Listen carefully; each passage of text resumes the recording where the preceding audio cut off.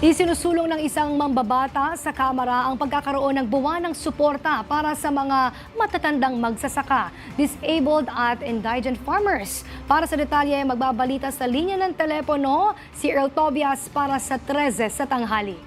Earl. Princess, mga kasama, magandang tanghali. Itinutulak nga ngayon ni late Representative Martin Romualdez ang 3,000 pesos na buwanang pensyon at insurance coverage para yan sa ating mga magsasaka.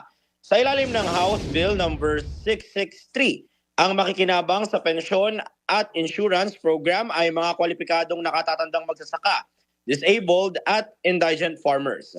Princess, bukod sa 3,000 pesos na buwanang pensyon, nakasaad din sa panukala na dapat magkaroon ng mga kwalipikadong magsasaka ng 50,000 pesos na basic life insurance coverage at hanggang 25,000 na disability at accident assistance.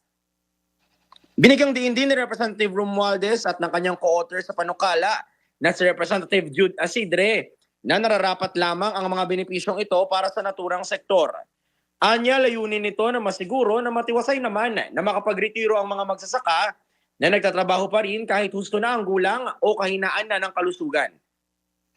Kikilalanin ng panukala bilang Comprehensive Farmers Pension and Social Protection Act, habang ang pondo at pangangasiwa niyan ay ilalaan sa pamahalaan ng Department of Agriculture at DSWD.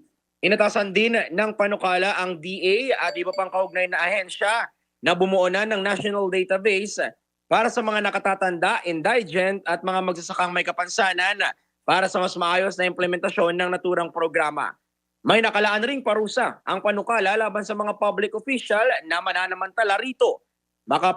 Maaring makulong ng 1 buwan hanggang 1 taon at posible pa yang sabayan ng multa na abot ng 10,000 hanggang 100,000 pesos.